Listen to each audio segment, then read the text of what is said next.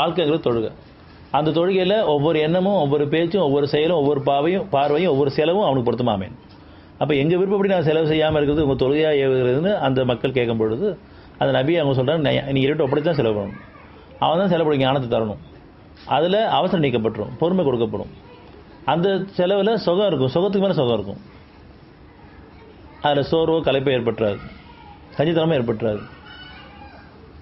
செலவு பண்ணுறதுலேயே சுகம் இருக்கணும், செலவு பண்ணி வருந்திட்டு இருக்கக்கூடாது. அப்பேற்பட்ட செலவை செய்யக்கூடிய ஞானங்கள் அவன் தான் நம்ம தருவான்.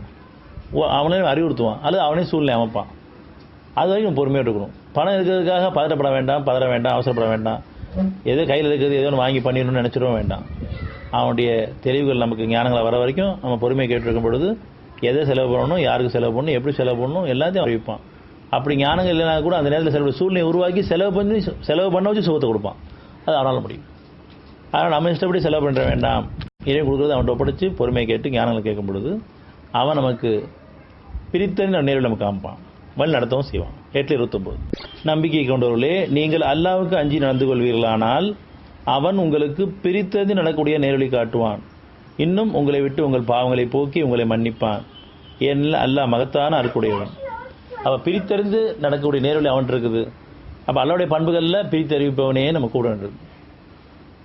எனக்கு எதை எப்படி செலவு பண்ணி ஞானத்தை எனக்கு கொடு, நீ என்ன வழி நடத்து அப்படின்னு ஒப்படைக்கும் போது நமக்கு அமைதி கிடைச்சிடும், பொறுமை கிடைச்சிடும். அந்த பொறுமையிலையும் அமைதியிலையும் ஞானங்கள் உணர்வாக வரும் நமக்கு.